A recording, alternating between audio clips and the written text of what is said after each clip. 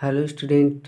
आज की क्लास में हम लोग सीडीपी यानी कि जो चिल्ड्रन डेवलपमेंट पैडागोजी के क्वेश्चन आंसर है उनका प्रैक्टिस सेट आज फर्स्ट देखेंगे। आज से एग्ज़ाम तक आप लोगों के लिए रोज़ इस चैनल में प्रैक्टिस शॉट अपलोड किया जाएगा, जिससे आप लोग अपना तैयारी को बेहतर बना सकते हैं। तो चलिए वीडियो स्टार्ट कर लेते हैं। और यह प्रैक्टिस सेट आप रोज़ देखिए, जिससे आपको एग्ज़ाम में आने वाले क्वेश्चन में मदद मिलेगा। और सीजी टेट और सी टेट में बार बार क्वेश्चन को ही रिपीट करते हैं, और इससे संबंधित और भी क्वेश्चन आते हैं, उसको आप इससे देख के उसको तुक्का भी अच्छे से लगा सकते हैं। और आप बिना पढ़े जाओगे तो आप तुक्का भी अच्छे से नहीं लगा सकते। कुछ ना कुछ आप पढ़ ही रहोगे तभी आपका तुक्का भी काम करेगा। तो चलिए वीडियो स्टार्ट कर लेते हैं। आज हम इसमें लगभग 30 क्वेश्चन कराएंगे, जो काफ़ी महत्वपूर्ण हैं और कई बार एग्ज़ाम में पूछे गए हैं। तो चलिए पहले क्वेश्चन की ओर चलते हैं। आत्मा का विज्ञान किसको कहा जाता है? तो आत्मा का विज्ञान किसे कहा जाता है?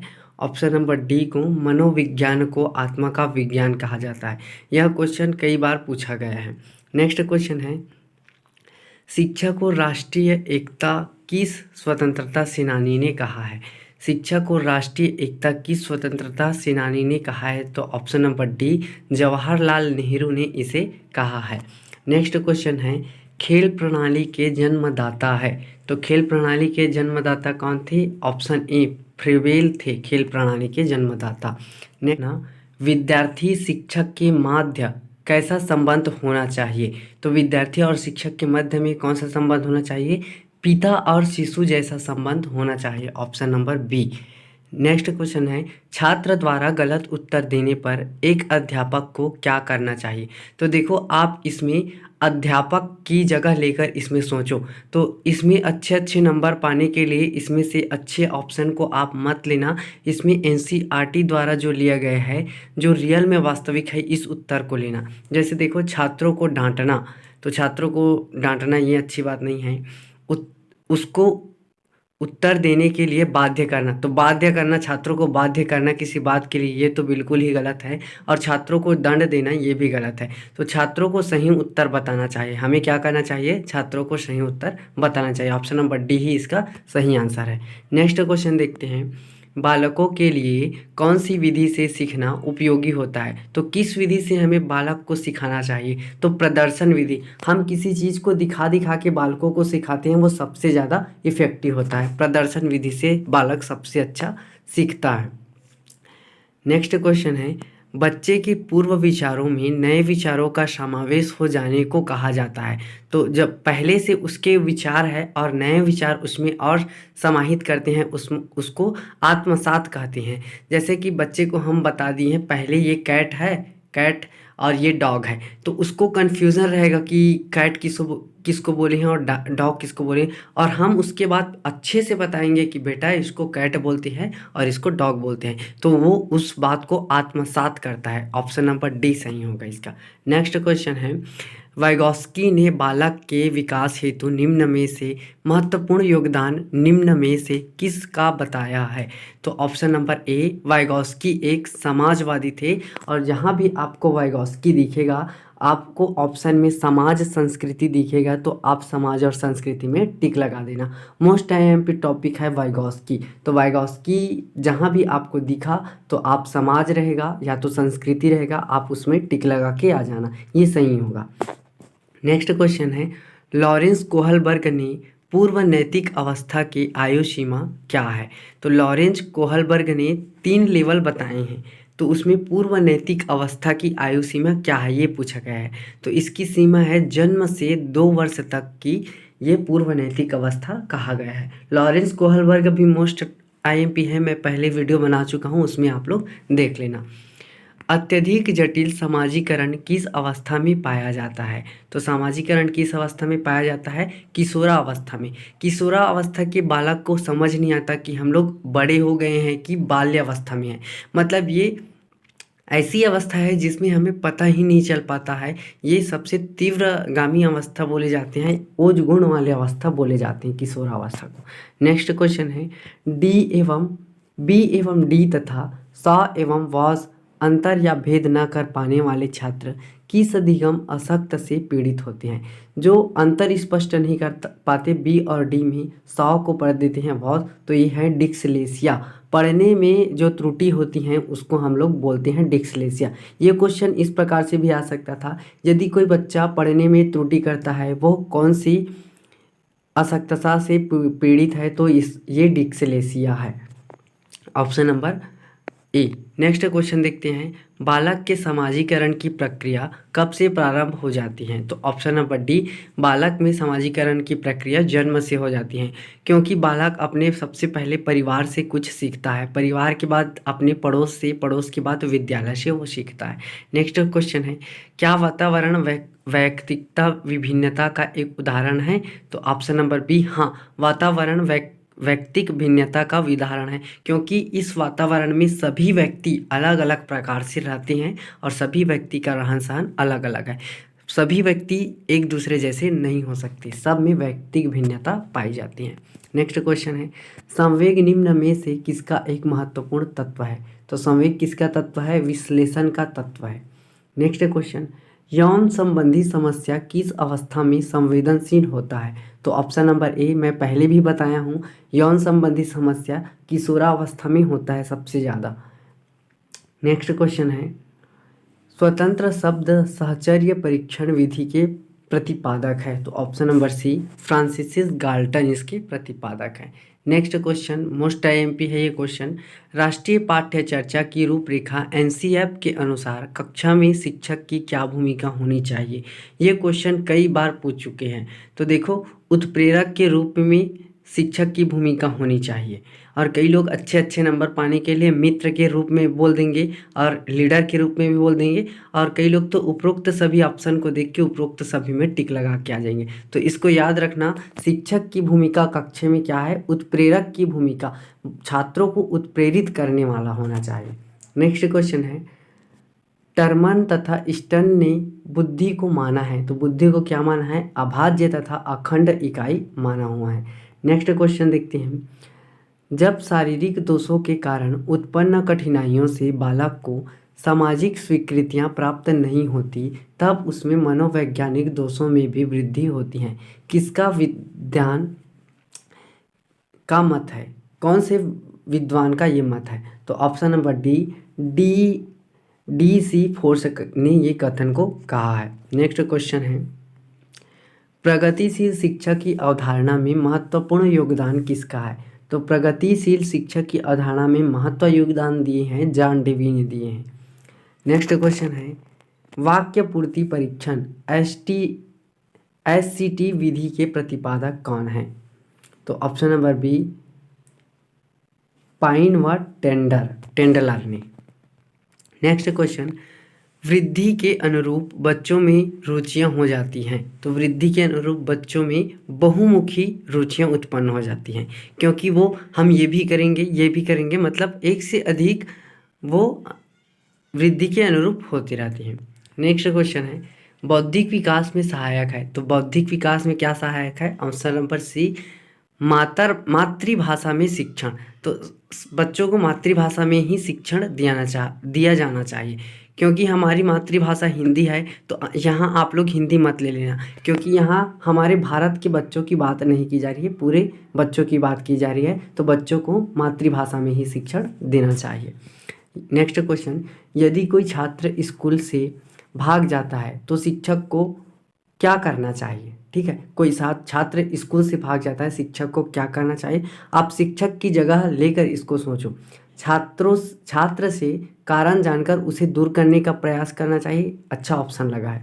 ठीक, सेकंड ऑप्शन, कठोर दंड देंगे, उसको कठोर दंड देंगे, ये दंड देना गलत है तो दंड नहीं देंगे, गलत है ये ऑप्शन। प्रधानाचार्य को सूचित करेंगे, ये भी ऑप्शन थोड़ा सही है। नेक्स्ट क्वेश्चन, उपरोक्त सभी, क्योंकि उपरोक्त सभी नहीं हो सकता, क्योंकि ऑप्शन नंबर 2 गलत है। तो ऑप्शन नंबर 2 और ऑप्शन नंबर 4 गलत है। और प्रधानाचार्य को सूचित करेंगे, ये भी थोड़ा गलत है। बच्चों से हम बात कर लेते हैं कि किस कारण से आप स्कूल से भागे हो, तो ये करेक्ट ऑप्शन लगा। तो ऑप्शन नंबर ए इसका सही रहेगा। पहले आप बच्चों से उसका कारण जान लो, फिर यदि वो कारण गलत बताते हैं तब उस पर आप कुछ निर्णय लो। नेक्स्ट क्वेश्चन है अनुभवों को प्रकट करने का माध्यम है। तो अनुभवों का प्रकट करने का माध्यम क्या है? भाषा से। भाषा से हम अपने अनुभव को प्रकट कर सकते हैं। नेक्स्ट क्वेश्चन विद्यालय में सामाजिक एवं सांस्कृतिक गतिविधियों द्वारा कौन सी शिक्षा दी जानी चाहिए? तो कौन सी शिक्षा? ऑप्शन नंबर डी, सामाजिक व्यवहार की शिक्षा देनी चाहिए। नेक्स्ट क्वेश्चन है शब्द साहचर्य परीक्षण विधि के प्रतिपादक है। तो शब्द साहचर्य परीक्षण विधि के प्रतिपादक कौन है? B, Francis Galton. एक बार और आया था यही क्वेश्चन, उसमें भी फ्रांसिस गाल्टन लिए थे ऊपर में। नेक्स्ट क्वेश्चन सर्वप्रथम मुक्त खुला विश्वविद्यालय की स्थापना कब हुई थी? तो ऑप्शन नंबर डी, 1986 में मुक्त विश्वविद्यालय की स्थापना हुई थी। नेक्स्ट क्वेश्चन है कंप्यूटर शिक्षा की सिफारिश निम्न में से किसने की? तो कंप्यूटर शिक्षा की सिफारिश नई शिक्षा नीति ने की थी। नेक्स्ट क्वेश्चन है छात्रों को अभिव्यक्ति के अवसर प्रदान करने के उद्देश्य के लिए शिक्षक को क्या करना चाहिए? तो छात्रों से अधिकाधिक प्रश्न पूछना चाहिए जिससे छात्रों में अभिव्यक्ति उत्पन्न हो।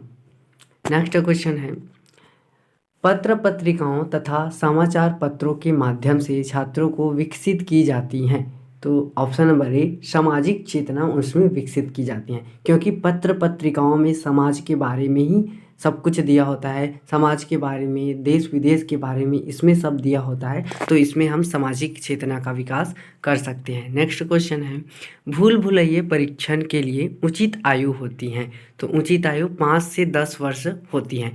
10 वर्ष के बाद बच्चे थोड़े समझदार होने लगते हैं, तो वो भूल भुलैया ज़्यादा भूलते नहीं हैं।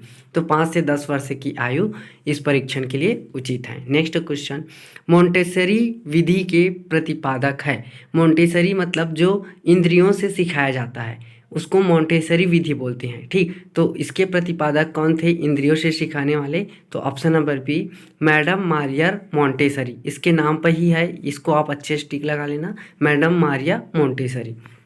नेक्स्ट क्वेश्चन है खिलौनों की आयु कहा जाता है। किस अवस्था को खिलौने की आयु कहा जाता है? तो उत्तर बाल्यावस्था को खिलौने की आयु कहा जाता है, जिसमें बच्चा थोड़ा बड़ा होता है लेकिन उतना भी ज़्यादा बड़ा नहीं हुआ रहता। नेक्स्ट क्वेश्चन बच्चे किस अवस्था में कहानियाँ सुनने में अधिक रुचि रखते हैं? तो किस अवस्था में? ऑप्शन नंबर डी में, बाल्यावस्था में कहानी सुनने की इच्छुकता रखते हैं। 3 से 12 वर्ष तक बाल्यावस्था का काल किस विद्वान द्वारा माना गया है? तो ऑप्शन नंबर डी, हरलाक द्वारा 3 से 12 वर्ष तक बाल्यावस्था का काल चलता है। नेक्स्ट क्वेश्चन अधिगम मनोविज्ञान के जनक कौन है? तो option number A, Hermann Ebbinghaus. ये अधिगम मनोविज्ञान के जनक है। नेक्स्ट क्वेश्चन संभावना सिद्धांत के प्रतिपादक कौन है? तो ऑप्शन नंबर बी, टॉलमेन इसके प्रतिपादक हैं। नेक्स्ट क्वेश्चन अवसरों में प्रतिकूलता के कारण किशोरों में उत्पन्न होता है। तो द्वंद्व उत्पन्न होता है। नेक्स्ट क्वेश्चन राष्ट्रीय जीवन में शिक्षा का कार्य होता है। तो ऑप्शन नंबर बी, राष्ट्रीय एकता का विकास करना यह शिक्षा का कार्य होता है। नेक्स्ट क्वेश्चन बुद्धि परीक्षणों के रूप में कौन जाना जाता है? ये मोस्ट आईएमपी क्वेश्चन है। जितना भी आपको बुद्धि से क्वेश्चन मिलेगा वो सारे क्वेश्चन मोस्ट आईएमपी हैं। तो बुद्धि परीक्षणों के रूप में कौन जाना जाता है? तो बिने, इसका पूरा नाम है अल्फ्रेड बिने। सबसे पहले बुद्धि में यही सिद्धांत दिया था। ये क्वेश्चन कई बार पूछे गए हैं, बुद्धि का सबसे पहला परीक्षण किसने किया था? तो अब अल्फ्रेड बिने। इसमें केवल बिने दिया है, फिर भी आप यही टिक लगा के आना क्योंकि इसका पूरा नाम अल्फ्रेड बिने है। नेक्स्ट क्वेश्चन देखते हैं निम्न में से किसको सुखद वर्षा की अवस्था कहा जाता है? तो ऑप्शन नंबर सी, किशोरावस्था को सुखद वर्षा की अवस्था कहते हैं, क्योंकि किशोरावस्था में बच्चे उतना बड़े भी नहीं हुए रहते हैं और ना ही वो बालक रहते हैं। उसको कुछ समझ नहीं आता कि क्या सही क्या गलत, कुछ भी करना है, ये ऐसा मान लेते हैं। नेक्स्ट क्वेश्चन है एकांत में विश्वास रखने वाला बालक क्या कहलाता है? तो एकांत में विश्वास रखने वाला बालक अंतर्मुखी कहलाता है, क्योंकि वो खुद से बातें करते रहते हैं। एकांत मतलब यदि वो किसी दूसरे से बातें करेंगे, यदि दूसरों के साथ रहेंगे तो वो बहुमुखी के अंतर्गत आएंगे। अभी वो खुद से बातें करते हैं या तो अकेले रहना पसंद करते हैं, अंतर्मुखी कहलाते हैं। नेक्स्ट क्वेश्चन यदि कोई बालक समायोजन नहीं कर पाता है तो इसका कारण क्या है? तो आंसर नंबर डी हो सकता है, समायोजन मतलब किसी को कुछ बता नहीं सकते, भय के कारण नहीं बता सकता होगा, तनाव के कारण, द्वंद्व के कारण, ये सभी ऑप्शन इसमें सही है। नेक्स्ट क्वेश्चन है, अधिगम का मुख्य चालक कहलाता है। तो अधिगम, अधिगम का मतलब होता है सीखना, तो सीखने का मुख्य चालक क्या है? तो अभिप्रेरणा, अभिप्रेरणा देकर हम बच्चों को अच्छे से सिखा सकते हैं। नेक्स्ट क्वेश्चन है, सकारात्मक प्रेरणा का अर्थ क्या है? तो सकारात्मक प्रेरणा का अर्थ है कार्य को भयभीत होकर करना, मतलब किसी कार्य को बिना डरे करना, ये सकारात्मक प्रेरणा है। नेक्स्ट क्वेश्चन, प्रेरणा का स्वरूप होता है। तो प्रेरणा का क्या स्वरूप होता है? नकारात्मक तथा सकारात्मक दोनों हो सकते हैं इसमें। नेक्स्ट क्वेश्चन है, संभावना सिद्धांत के प्रतिपादक निम्न में से कौन है? तो ऑप्शन नंबर ए टॉलमेन, ये क्वेश्चन ऊपर और पूछा गया था, तो ऑप्शन नंबर ए है टॉलमेन। नेक्स्ट क्वेश्चन है, सीखे जाने वाले प्रेरकों को कहते हैं। तो ऑप्शन नंबर सी अर्जित प्रेरक कहते हैं। सीखे जाने वाले, जैसे कि हम कोई चीज़ सीख गए, उसको हम क्या किए? ज्ञान को अर्जित किए, मतलब उसको क्या बोलेंगे? अर्जित प्रेरक बोलेंगे।